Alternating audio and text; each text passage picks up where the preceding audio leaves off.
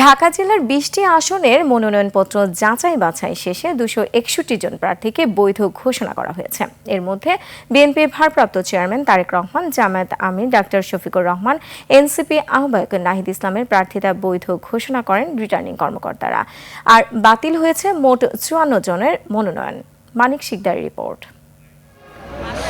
Niacinamide ও salicylic সমৃদ্ধ lily face wash যা ফেসের ডেড স্কিন সেল দূর করে দেয় দ্বিগুণ ফাস্টার ব্রাইটেনিং।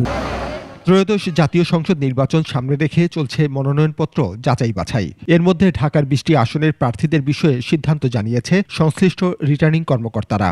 ঢাকার ১৩টি আসনের যাচাই বাছাই সম্পন্ন হয়েছে বিভাগীয় কমিশনারের কার্যালয় থেকে। ৫টি আসনের সিদ্ধান্ত দেন ঢাকা জেলা রিটার্নিং কর্মকর্তা, আর ২টি আসনের সিদ্ধান্ত জানানো হয় আগারগাঁওয়ে রিটার্নিং কর্মকর্তার কার্যালয় থেকে। এটা ফাইনাল করে ফেলবো। হেভিওয়েট প্রার্থীদের মধ্যে ঢাকা ১৭ ও বগুড়া ৬ আসনে ধানের শীষের প্রার্থী বিএনপি ভারপ্রাপ্ত চেয়ারম্যান তারেক রহমানের মনোনয়নপত্র বৈধ ঘোষণা করেছেন রিটার্নিং কর্মকর্তা।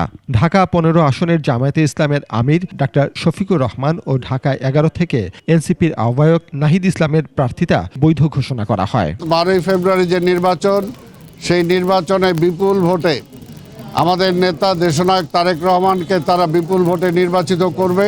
লেভেল প্লেইং ফিল্ড ছাড়া পার্টিসিপেট ইলেকশন হবে না। ধানের শীষের প্রার্থী ঢাকা ৬-এর ইশরাক হোসেন, ঢাকা ১৪ থেকে সানজিদা ইসলাম তুলি, ঢাকা ১৫-তে শফিকুল ইসলাম খান সহ সব আসনে বিএনপি মনোনীত প্রার্থী বৈধতা পেয়েছে। সকল প্রার্থীর প্রতি তারা সমান আচরণ করছেন, তো এটা তো একটা বিরাট পরিবর্তন বটেই। গণতন্ত্র এবং রাষ্ট্র ব্যবস্থাপনাটাকে যথা উপযুক্ত রাখতে চায় তাদের জন্য শুধু। এছাড়া ঢাকা ১২ আসনে বিএনপি সমর্থিত বিপ্লবী ওয়ার্কার্স পার্টির সাধারণ সম্পাদক সাইফুল হক, আমজনতা পার্টির তারেক রহমানের মনোনয়ন বৈধ।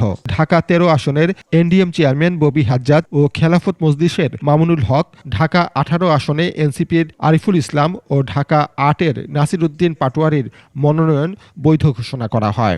পুরো বাংলাদেশের জাতীয় পার্টি প্রার্থী দিচ্ছে, এটা আমাদের একটা অস্বস্তির জায়গা রয়েছে। জুলাই সনদকে আক্ষরিক বাস্তবায়ন করার জন্য আরো একবার আমাদের একসাথে মাঠে নামতে হবে। আপনারা জানেন এনডিএম এর চেয়ারম্যান ববি হাজ্জাদ ঢাকা ১৩ আসন থেকে ধানের শীষ প্রতীকে নির্বাচন করছেন।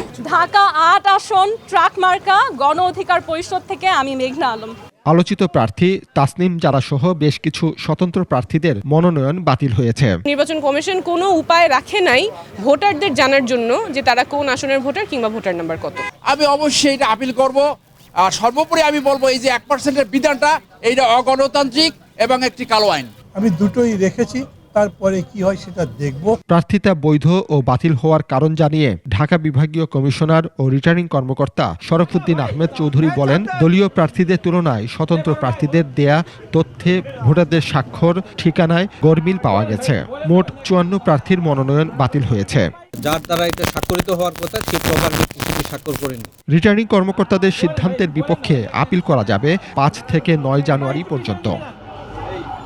মানিক শিকদার, ২১ টেলিভিশন, ঢাকা।